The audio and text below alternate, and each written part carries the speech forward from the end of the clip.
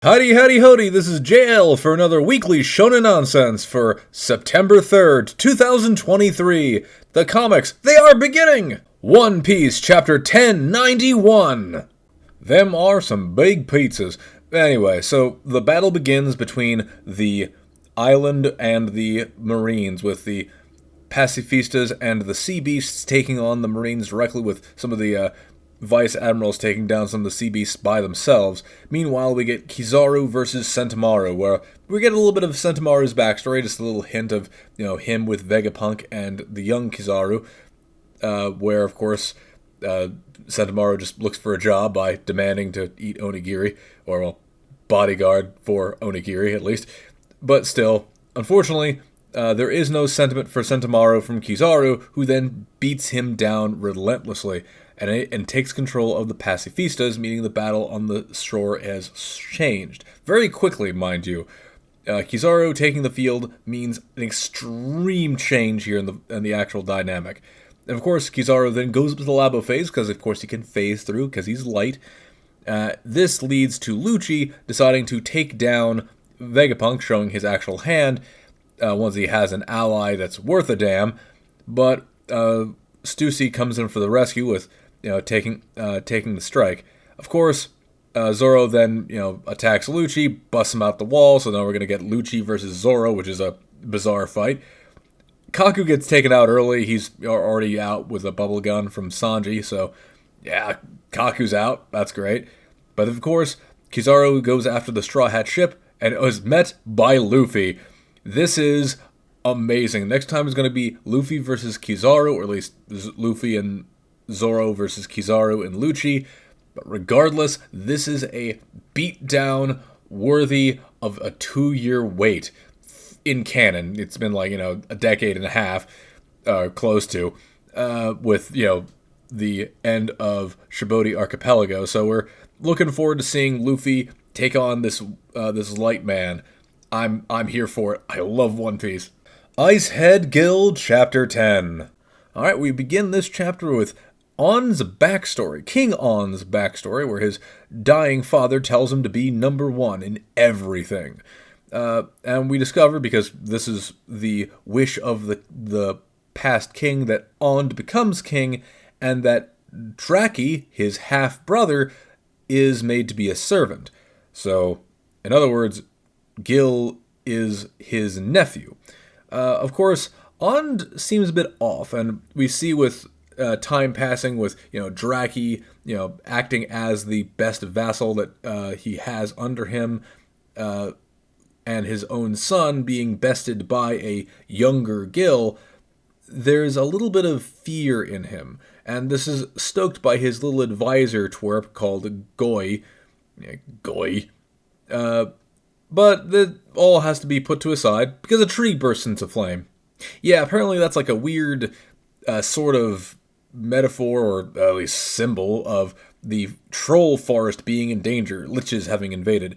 So, Gil then gets told to go and clear the troll forest of liches, which is sort of a suicide mission, because if trolls get defeated by liches, then those are some powerful-ass trolls. Sana decides, hey, can I be a part of this? And Han just looks at him and goes, no, just go die, please. And of course, standing up for Sana, Gil goes, let's when we finish the mission, let's all go eat together. And they go off. They're about to go journey, though they eat some bit. First they feast before they leave.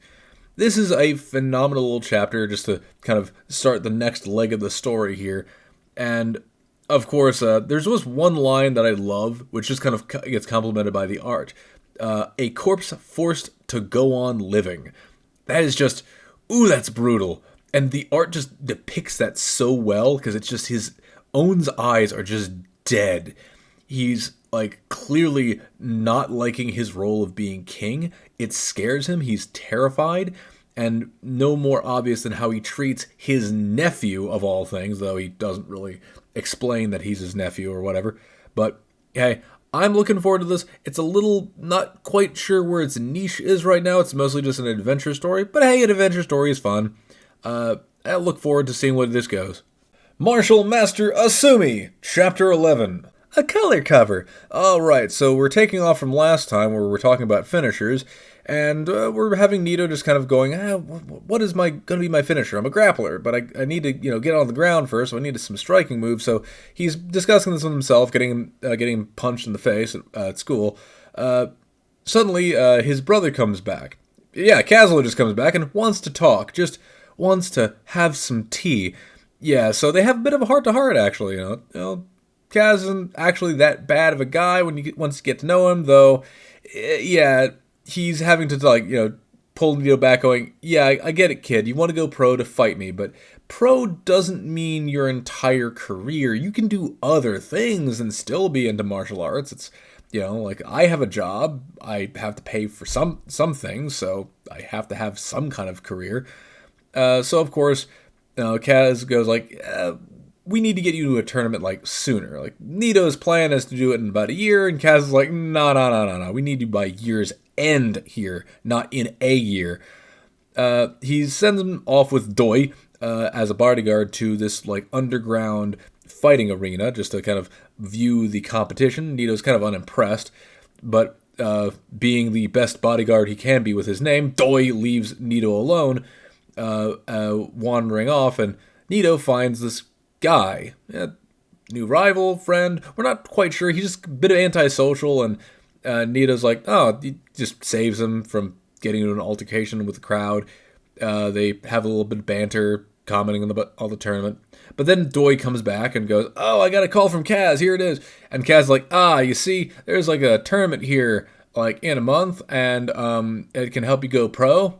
So I just enrolled you in this tournament, bye, click. And of course, Nito is immediately enraged, but that means in a month we're going to see our boy taking on his first gauntlet of challengers. It is not just his brother and people from his gym. So moving forward, this is a fun little martial arts series. It's definitely not a Baki. It's not as balls to the wall crazy as Baki is, at least not at the beginning here, but baby steps. It's a new series. Give it time to learn how to walk, and so it can run and do some outlandish things later, but let's let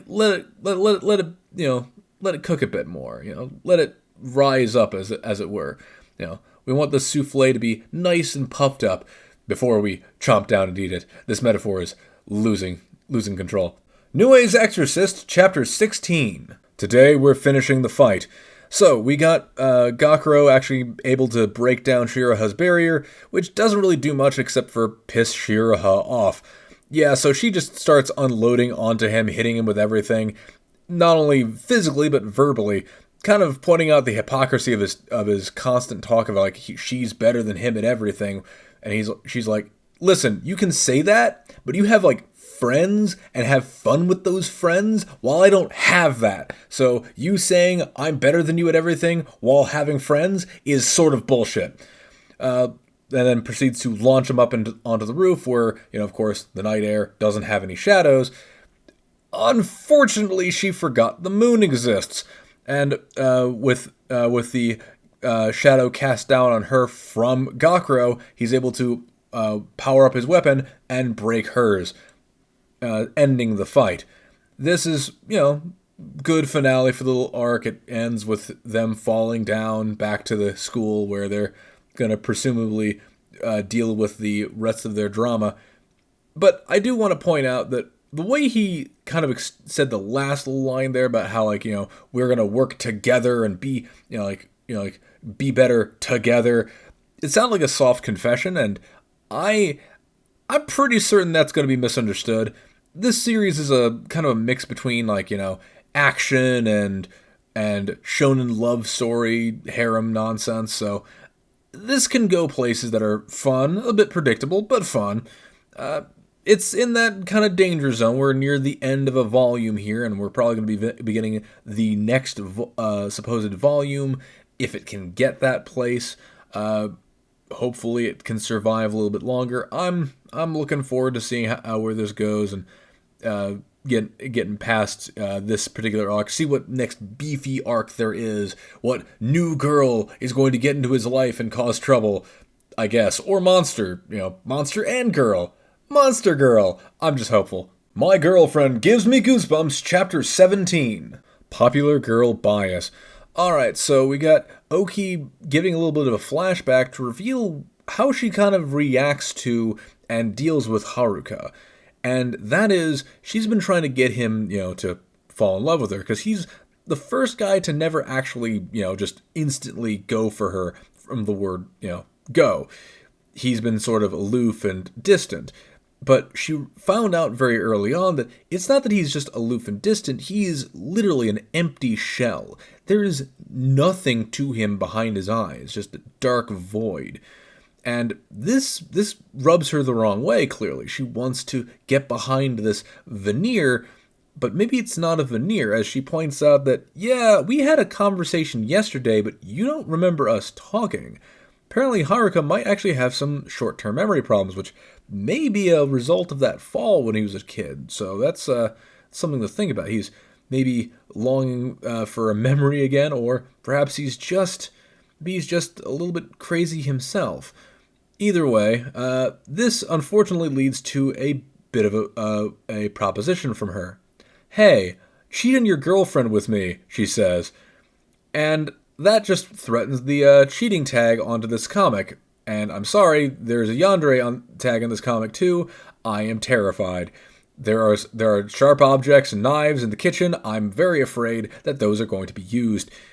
So, clearly there is going to be a, turn down in the next chapter. Or maybe not. Maybe he will go for it because he has been kind of gung-ho about getting his girlfriend to scare him. But at the same time, I'm not so sure in what, Kiseki's actually going to do. She seems more just, obsessive, but not necessarily violently obsessive. Though, early chapters did make her seem very, very, very, very clingy there. But again, not sure where this goes, but that is a very threatening moment of, cheating your crazy girlfriend with me. That doesn't end well. It just doesn't end well. Do retry, chapter 17. Ring destroyed. Apparently Dad's punch was so strong he broke half the arena. He then punched the arena again to break the rest of it because, people can't have nice things. Now, the fight then kind of devolves into metaphors as, his father just keeps throwing, punches that blow everybody away. And we kind of get him breaking down what the strong heart really does as a metaphor, as a rallying cry.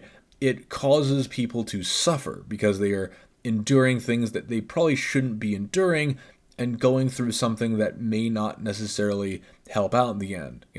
If they're going to lose a fight, maybe, saying and pushing them to continue fighting, hurting themselves more, is a dangerous mentality to continue with, which is a fascinating philosophy because it does kind of lead into more of a Buddhist read of things, because especially where the comic kind of goes into this metaphor zone, where we see him pushing people into a fire, causing them to burn and suffer, and, try to get in past the fire. It's not really clear where they're going, which is, again, allusion to the old Buddhist story about the burning house and, the Buddha coming by, or the father really coming by and bringing his kids out of the fire with an ox cart. The problem is there's a few little issues. One is that the metaphor that they're using, the strong heart, was in essence to push people towards continuing the fight for World War II, which, you kind of have to agree with, because, allying with the Nazis doesn't make you good people. You were literally trying to take over East Asia the entire time. Like, China and Korea hate Japan because in recent history they were colonized by them. So, little bit of bad blood there. Japan was not on the right side of history in that fight. And of course, it then also leads to the son here having a revelation of, if only I didn't force my strong heart mentality on my sister, she wouldn't have suffered. And my immediate thought is, dude, she was going to suffer regardless. She caught tuberculosis. It sucks regardless of if you give up or not. Cancer still hurts even if you don't get chemo. It sucks, okay? So clearly the rest of the comic goes, no.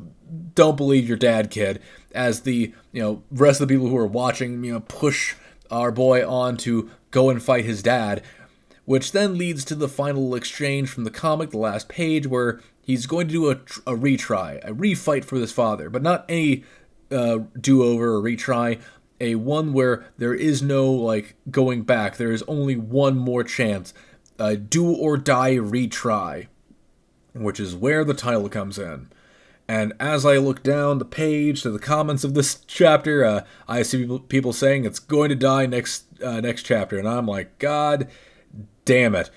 I feel bad. This guy who makes this made Bone Collection, which is a fun little goofy series, but it got canceled around the same amount of time, around the 17, 18, 19 chapter mark, which is unfortunate. It was a fun little comic. It could have gone a little farther, and especially considering the art wasn't bad, the action was pretty good. The setting is a little bit off. I mean, again, trying to uplift the Japanese after losing a war where they were on the wrong side of history is a little hard for me to swallow. But as I'm just a dumb American, I probably don't have much to say about that. But then again, I don't like fascists, and I don't like Nazis, and people who are allied with Nazis should not be sympathized with. You shouldn't be happy that or upset when Nazi people suffer, because they kind of deserve it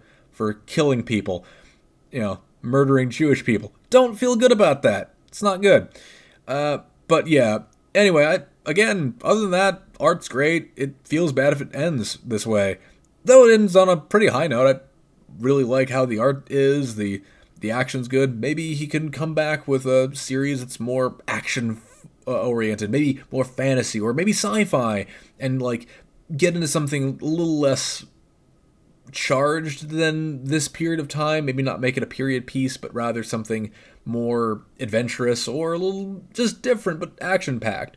So, again, maybe end of next chapter. I don't know. I'm not good at predicting these. Kill Blue, Chapter 19. Well, the chapter starts with a talk-up of Ogami just being the coolest dude ever, the left hand of the devil, which unfortunately sort of leads into what the reveal of the chapter's title is. Of course, before that, we have to have a security guard walking into a situation, needing to get protected himself. Wait, either way, this just leads to the most amazing shot of, Ogami firing bullets in order to counter all of the bullets being fired at him. That is just insane. But of course, because he did some incredible feat just then, he gets outed by the younger brother as a real Ogami, and Ogami panics and then makes up a story saying, No, I'm not Juzo Ogami, I'm Juzo Ogami's love child. And yeah, this apparently works though. Sympathizing with him, the younger brother begins to tell their backstory, then stops and says, No, I'm just going to be killing you. And he's like, Well, with what? And it's well, all the mind control zombies I have. What do you mean mind control zombies? And then you just see the entire, stadium grounds just have everybody come and stare straight at Ogami oh dear, he's been mind controlling people as he was running towards the stadium. That is a great way to have a contingency plan. Just make zombies as you run. So, of course, Ogami then pulls out his phone and calls Tendo, explains the situation with him, and Tendo's like, whatever, I figured as much. Because, seriously, dude, we're in a situation where a guy was, hitting exploding golf balls at us. We're kind of already past the point of these are weird kidnapper dudes with guns. So this, of course, leads to Tendo then pulling up a bunch of soccer balls and then proceeding to kick them at the golf kid. So, yeah, he's going to defeat the golf guy with soccer. I love this comic. This is insane. This is just some crazy bullshit, and I love it. Mind control zombies, guys with exploding golf balls, fighting a child that was once a 30-something, 40-something year old assassin and super athlete. This is dumb fun. I am enjoying this. Though I do I do fear we did just get the mind control tag, put onto this, and I mean, we do have a girl who's unconscious. Please don't have the NTR tag. Please don't have the NTR tag. Please don't have the... Tenmaku Cinema, Chapter 20. Movie is done. Of course, taking the finished movie to our director dad to get him to, put his notes on the movie before they put the credits on. He seems kind of cool with it at first, until he's not. But of course, he watched the movie anyway because he wants to figure out what Kurai was doing with us. And after the movie, he gives him a bunch of criticism, mostly about cinematography and the use of sound and everything, amateur stuff that he could have done better. But of course, he then goes, you didn't fail necessarily. This isn't bad. There are good things you did. Mostly you made Kurai look good and pulled things out of her I couldn't do yet as a director. So good on you, kid. You made her look good. And of course, he then tells Hajime, hey, ever think of going pro? This then, of course, leads to actually Appicon, where we're finally getting into the little amateur film competition here, where apparently Kurai's mom is one of the judges, which is one of the reasons why she was really into this entire project in the first place, to show up her mother, or at least show her mother what her acting can be, which then leads to everybody sitting down in the theater and finally getting to watch The Shore, which promises to be what the next chapter is about. I hope. I want to see what this movie is, because they've been talking this thing up for 20 chapters, or well, closer to 19, but still 20 chapters. So I'm looking forward to seeing what happens next week. I want to see this movie. Just give me the movie already. Fabricant 100, Chapter 36. Sigh, the good die young. Well, we find out what the actual Fabricants lack, and that is sympathy. They lack sympathy and empathy for those around them. Because while they're in pursuit of being an ideal human, what an ideal human is one that has no self-interest, but rather focuses on saving others, making sure that everyone's happy rather than just themselves. Which unfortunately means that the entire pursuit is moot for all Fabricants, because killing people and taking their body parts, or taking what makes them superhuman, makes them lesser humans as a result. One doesn't really feel very happy about this. Number one decides, no, I'm going to keep going and doing all of this. Which then, number 100 goes, that's great, and then proceeds to burn him alive, stating, well, you see, if I kill a bad guy, that makes me a good guy, and starts cackling like mad, jumping off of the staircase and plummeting to the ground below, burning him along the way, sacrificing herself to save the world, not because she wants to save anybody in particular, but because she wants to be the ideal human, even if it kills her. And of course, this ends with Ashibi watching her fall and plummet as he then escapes and makes his way home. We reveal it's been years since that event. Ashibi is older. Mordsafe is being dismantled, as apparently all the Fabricants, the remaining ones, were defeated off-screen, mostly because they didn't have number one to repair them anymore, so thus they had no way to stop deteriorating, and were easily taken out. Sitting at the table, missing some key members like Ayaka, who apparently did die at the end of the last arc, and, of course, 100, who sacrificed herself in the end.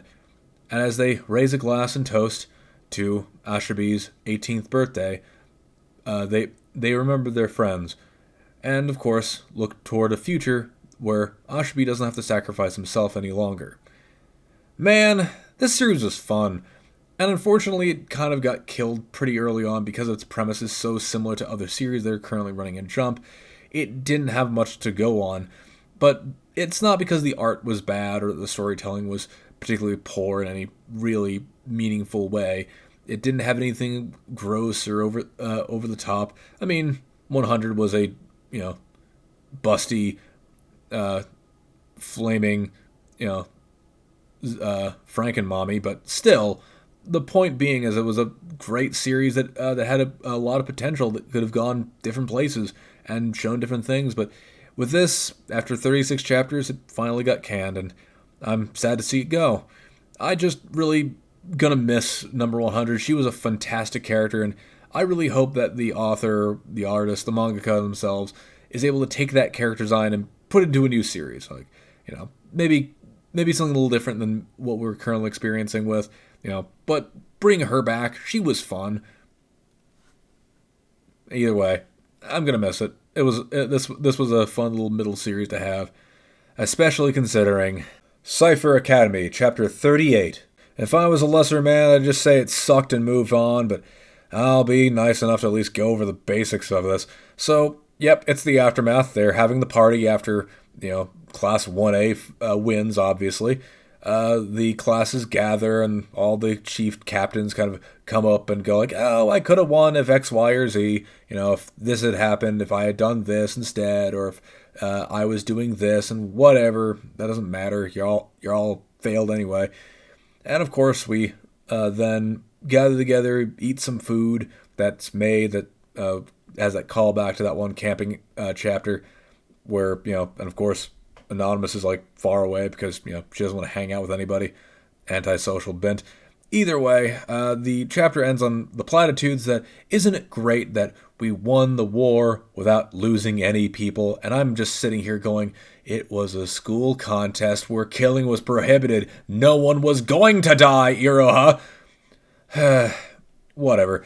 It's just really poorly thought through. I was sort of hoping it was the end of the series. They sort of said, hey, look at what we did. Isn't it grand? We, end the chapter with the title reveal, which is a little scary for most people who are reading this series, but this is going to live just a little bit longer, more than likely, because it's unlike the two series that are dying or dead.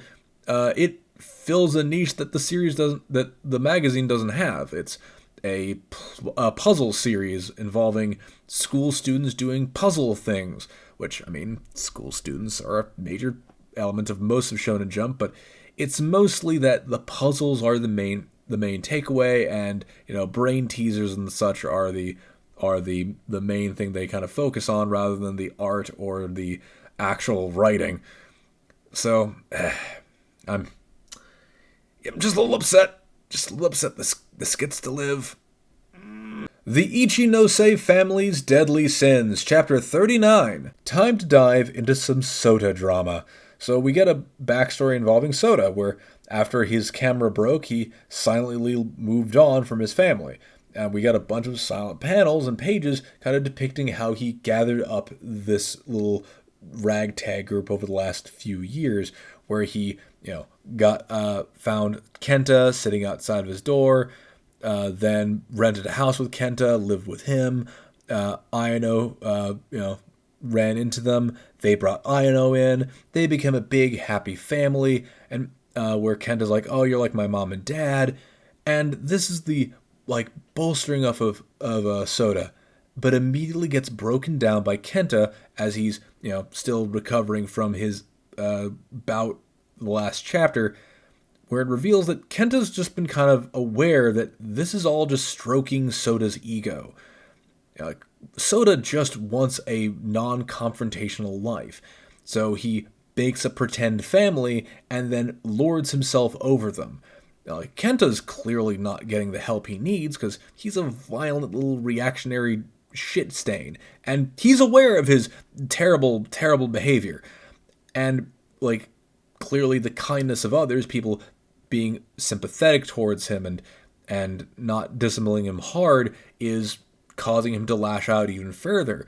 So he just needs to be hit because he hits people, or at least needs better therapy than anything else here. And unfortunately doesn't help by Ayano, who's been lying to them, much like Kenta, but not as violently, of course. She also has a family she's running away from, and isn't really trying to excuse herself for it. She's just trying to lie and keep everybody happy and maintained, and so is Sota, because revealed at the very end of the chapter that Sota just wanted a place where he didn't have to have an argument with people. They just could be friends, or not a family, but people who just don't argue with each other, because arguing makes you family. And the chapter ends with everyone arguing and shouting at each other, while Sota slowly crumples to the floor, saying, "Oh God, we are a family." This is intense. I love it. It's a very dark and dismal look at relationships and what a poor and poorly balanced relationship can be with your friends or family members. And I'm actually really surprised here. It is at the 39 chapter mark. It doesn't look like it's going to be ending in chapter 40. That means it's going to live into the 40s. That is insane for a chapter like this, and for a series like this, that it is all about human interaction between multiple people. There's a hook of like some mysterious happenstance, some like twisty, turny, like roller coasty nonsense, but it never goes into like battle shonen or anything like that, or goes into like, oh, here's the real villain, it's X, Y, or Z, or like here's his elder god. We haven't gone to that yet, but we're still inside the human drama of it all, and it's thriving here. Or at least living long enough to, outpace several others have only, died in the 20s, the teens, and the 30s here. So, hey, I'm happy for it. I'm just glad something else beside Cypher Academy lives past the 30 mark this time. But anyway, hey, all I'm looking forward to is see if it gets past the 50 chapter mark. What I was kind of call the double arts mark off, because if you can get past the full year of publication, like one chapter per week publication schedule, it's not quite that. It's more like 46, 48, 50 range, depending on how many holidays the Japanese take. But I wanted to live in that kind of area. If you can get past that, you survive all the way to your actual completion. There's very little times a series gets utterly canceled at like the 100 mark. Only if you have, only if you ever get to the 100 mark anyway.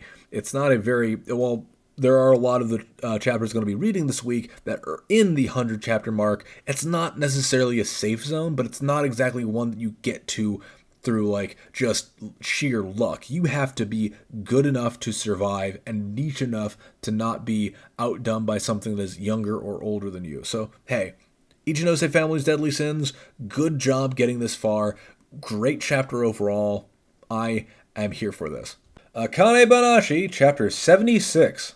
Color cover. Alright, so this chapter is all about the relationship between Akane and Guriko. We get the beginning where Guriko gets introduced to Akane's dad, and they start their relationship, and of course that leads to Akane's dad being dismissed, and Akane coming in later that year. So they have about a several month apart relationship. He is older than her. He has been practicing this for just a bit longer. And of course, this leads to them winning their little yakisoba stand and beating the other students, mostly because, they were there and were able to actually compete where everyone else kind of kept messing up. Except for Michael. He didn't mess up. He just spent all of the money he got on the women who kept coming over to him, because Michael gets bitches. So that then leads into the actual Rakugo portion, where we see them all watching her Rakugo, watching Akane's Rakugo and going, man, she's really improved after all these years. She's really done so much here. And then, of course, then Guriko goes up and does his little routine with the story of the careless nail, about a carpenter who, careless husband who buys a house and tries to be a carpenter and tries to hammer a nail in, keeps getting himself hurt. It's a cute story. Definitely works towards Guriko's nin. But then the old lady shows up. The old lady he had recommended Akane to start her little career, to give her the debut. The old lady goes up to Akane after her performance, goes, "You did amazing, you were great up there." Even though she was worried when she first met Akane, she was really happy about her performance today. And then she goes up to Guriko and goes, "Your yakisoba tasted good." Just hitting him where it hurts. Not a comment on his Rakugo, but rather on his yakisoba, because his Rakugo wasn't worth complimenting. Which then leads to him going to Michael, watching the fireworks, and coming to the terms that he knew all along. Even though he started before her, even though he's been practicing as an adult, even though he's had more worldly experience, he's losing out to Akane. He's losing out to his junior. This is brilliant. This chapter was just a phenomenal take on what it is to be a senior losing out to a junior. A performer who is being outperformed by those who admire them. It is incredible. Again, Akane Banashi got to 76 for a reason. It's a wonderful human drama with beautiful art and wonderful storytelling, and this is a great example of it. Gold star. Blue Box, Chapter 115. It's badminton time. Time for the national prelims, and... Wait, Yusa's not here. Apparently he pulled out early in order to go abroad and play badminton with foreigners. So in other words, he doesn't need nationals anymore, he's international now. Which gets mixed reactions from everybody. Of course, Taiki's sort of upset. He wanted to play Yusa again, because Yusa was fun to play with, and also seemed to be a benchmark for Taiki's own growth. Haru's like, yeah, that's great. That means I probably get a seat here soon, so hey, I'm looking forward to this. Of course, other characters like Ayame are completely upset because Ayame wanted to feel Yusa's hair. Of course, Kyo comes over to Ayame, trying to cheer her up as Kyo as he can. Ayame then tells him, hey, who are you rooting for in this tournament? Kyo then turns to her and goes, you know, I'm in this tournament too. I'm sort of wanting to win. He then walks away, and Ayame then breaks down going, oh god, I just said that to him, oh god, which leads to me to believe that there's going to be some kind of weird love relationship between Ayame and Kyo. And I thought Kyo was going to get with Hina, because now Hina is free of her weird obsession with Taiki. I want a love triangle. That's all I'm saying here. We have a good romantic pair, but we can get a love triangle out of the side characters. Come on. But as Taiki goes through the tournament, we run into Kishi, who shows up, but this time he's not just coming over here to hit on Chinatsu, but rather to point out Taiki has changed. He's gotten scarier as he's grown as an athlete. Then comes in Mochizuki, a new character who showed up early in the chapter, but finally meets Taiki and points out the obvious of, hey, Yusa's not here, meaning that there's more of a chance to win. He's not really motivated to become the best or get to nationals. He's just here to play and have fun, and it's just lucky that the really strong guy isn't here to make him lose early. He might have a chance to actually win. This rubs Taiki the wrong way, and we're kind of getting a good little rivalry going here for this upcoming little tournament. Where they're clearly going to compete with each other, or at least see each other in competition and comment on each other during their badminton in some way, shape, or form. So good, we got a through line for this little arc. We're going to see where it goes. Maybe Mochizuki has something for Chinatsu or something else, or we get something like that breaks Taiki down even further, because clearly he's a little way too hard on himself here. He's always considering himself the challenger, when really he's not bad at what he can do. He's a good player. So, hey, tournaments are fun. I want to see some more badminton. Witch Watch, Chapter 123. Here comes Nemu to save the day! Not really. Well, sort of. Yeah, so Nemu comes in to save Keigo, but he then in turn saves her through hugs. Of course, the golem keeps attacking, and Nemu shows that she's sort of not battle-ready. Yeah, she can certainly change into animals, but mostly just cats, rats, and hawks, which, I mean, yeah, cat or rat or hawk ain't gonna do much against a giant rock golem, but of course, she has a plan. So instead of just, running away, she takes flight as a hawk and flies straight upwards, tempting Keigo to follow her. And as he's climbing up with Float, he sees a crescent lake that she saw earlier while flying in. And of course, this brings out Wolf, who then proceeds to open up a can of whoop-ass on the golem. Now, of course, the golem can keep getting reformed, which, of course, Wolf then tears down, and he keeps doing it until eventually the Mud Trader finally falls, because while the mud is infinite, her stamina isn't. So thus, the werewolf, finally defeats the Mud Warlock, ending this fight. And now we're at the final round.